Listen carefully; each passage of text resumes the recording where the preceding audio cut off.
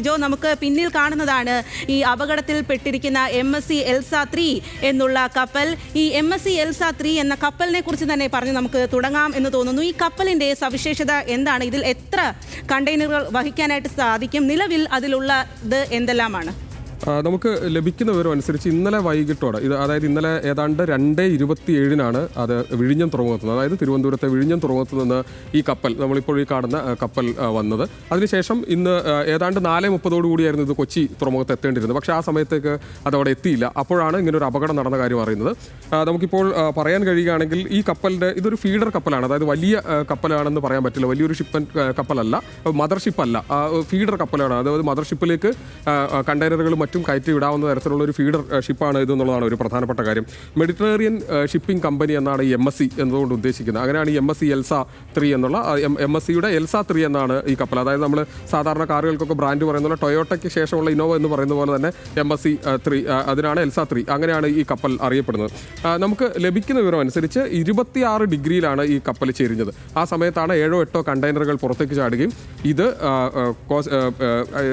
നേവിയും അതോടൊപ്പം തന്നെ കോസ്റ്റൽ ഗാർഡും ഈ വിവരം ദുരന്ത നിവാരണ അതോറിറ്റി അറിയിക്കുന്നത്. അതിൻ്റെ കാരണം ഈ കണ്ടെയ്നറിലുള്ള, നമുക്കിപ്പോൾ ഈ കാണുന്ന പിന്നിലുള്ള ഈ കണ്ടെയ്നറിൽ ഉള്ള അതിലേറ്റവും പ്രധാനപ്പെട്ട കാര്യം സൾഫർ ചേർന്നിട്ടുള്ള, അല്ലെങ്കിൽ സൾഫർ മറൈൻ ഓയിൽ എന്നാണ് അതിന് പേര്. സൾഫർ ചേർന്ന ആ ഓയിലിൽ സൾഫർ കണ്ടന്റ് ഉണ്ട് എന്നുള്ളതാണ് ഏറ്റവും പ്രധാനപ്പെട്ട കാര്യം. അങ്ങനെ വരുമ്പോഴുള്ളൊരു പ്രശ്നം, ഈ സൾഫർ കണ്ടന്റ് വലിയ തോതിൽ ജീവജാലങ്ങൾക്ക് ബുദ്ധിമുട്ടുണ്ടാക്കുന്ന ഒന്നാണ്. അത് ആ ഓയിൽ പടർന്നു കഴിഞ്ഞാൽ അത് നമ്മൾ തൊട്ടാൽ അത് പൊള്ളും എന്നുള്ളതൊരു പ്രധാനപ്പെട്ട പ്രശ്നമാണ്. മനുഷ്യർക്ക് തൊട്ടാൽ പൊള്ളും, അത് മീനുകളെ ബുദ്ധിമുട്ടുണ്ട്, അതായത് ജീവനുള്ള വസ്തുക്കളെയൊക്കെ അത് ബുദ്ധിമുട്ടുക അല്ലെങ്കിൽ ഉപദ്രവിക്കും എന്നുള്ളതാണ് ഇതിൽ ഏറ്റവും പ്രധാനപ്പെട്ട പ്രശ്നം.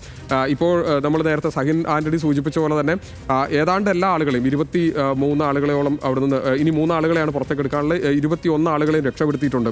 കപ്പലുമായി ബന്ധപ്പെട്ട് അതിനുള്ളിലെ ക്രൂവിനെ സംബന്ധിച്ച്, ആ അപകടത്തെ സംബന്ധിച്ച് പ്രശ്നങ്ങൾ മാറിയിട്ടുണ്ട്. പക്ഷേ ഇത് കേരള തീരത്ത് എന്ത് പ്രശ്നം ഉണ്ടാക്കും എന്നുള്ളതാണ്. അതിലാണ് ഇനി കുറച്ച് വ്യക്തത പറയേണ്ടത്. കേരള തീരത്ത് ഇത് എന്തെല്ലാം പ്രശ്നങ്ങൾ ഈ കപ്പൽ ഉണ്ടാക്കും എന്നുള്ള, അല്ലെങ്കിൽ കപ്പലിലുള്ള കാർഗോ ഉണ്ടാക്കും എന്നുള്ള കാര്യത്തിലാണ്. പ്രത്യേകിച്ചും കടൽ പ്രക്ഷുബ്ധമാണ്, ഒരുപാട് വലിയ തരത്തിലുള്ള ജാഗ്രതാ നിർദ്ദേശം വരുന്നുണ്ട്. ഈ ഒരു സാഹചര്യത്തിൽ മത്സ്യബന്ധനത്തിന് വിലക്കുണ്ട്. അതുകൊണ്ട് തന്നെ അത്തരത്തിൽ മത്സ്യത്തൊഴിലാളികൾ എത്രമാത്രമാണ് കടലിലേക്ക് പോയത് എന്നതിനെക്കുറിച്ച് അത് വളരെ കുറവായിരിക്കും എന്ന് തോന്നുന്നു ഈ ഒരു സമയത്ത്. അവരെ ഏത് രീതിയിലാണ് ഇനി ജാഗ്രതാ നിർദ്ദേശങ്ങൾ എങ്ങനെയാണ് പാലിക്കേണ്ടത്? അതിൽ തന്നെ ഇപ്പോൾ നമ്മൾ പറഞ്ഞ പോലെ ഈ കണ്ടെയ്നറിൻ്റെ ഏറ്റവും വലിയ പ്രശ്നം ഇത് എത്രമാത്രം താഴേക്ക് പോയിട്ടുണ്ടെന്ന് എണ്ണം ഇതുവരെ എടുത്തിട്ടില്ല. 400-ലധികം കണ്ടെയ്നറുകൾ വഹിക്കാൻ ശേഷിയുള്ളതാണ് ഈ Elsa 3. അപ്പോൾ അതുകൊണ്ട് തന്നെ ഇത് എത്ര കണ്ടെയ്നറുകൾ താഴേക്ക് വീണിട്ടുണ്ട്, കടലിലുണ്ട് എന്നുള്ളത് അറിയില്ല. അതോടൊപ്പം തന്നെ ഈ കണ്ടെയ്നറുകൾ ഒഴുകി തുടങ്ങിയിട്ടുണ്ടോ എന്നുള്ള കാര്യത്തെക്കുറിച്ച് നമുക്ക് വ്യക്തതയില്ല. വരുന്ന കണ്ടെയ്നറുകളിലുള്ള ഓയിലുകൾ അവിടെ നിന്ന് പടരുകയാണെങ്കിൽ സ്വാഭാവികമായും ഈ എണ്ണ അവിടെ പടർന്നിട്ടുണ്ടാവും. ആ പടർന്നിട്ടുണ്ടെങ്കിൽ അത് സ്വാഭാവികമായി ഇപ്പോൾ ഉണ്ടാകുന്ന ഒരു ഏറ്റവും വലിയ പ്രശ്നം, അത് കടലിൽ പടരുമ്പോൾ അത് കടൽ തീരത്ത് അല്ല അതിൻ്റെ ആദ്യ പ്രശ്നങ്ങൾ ഉണ്ടാവുക. അത് ഏതാണ്ട് 38 നോട്ടിക്കൽ മൈൽ അകലെയാണ്. അപ്പോൾ അവിടെ ഈ മത്സ്യത്തൊഴിലാളികളായിട്ടുള്ള ആളുകളെ സംബന്ധിച്ച് അവർക്ക് വലിയ പ്രശ്നങ്ങൾ ഉണ്ടാകാനുള്ള സാധ്യതയുണ്ട്.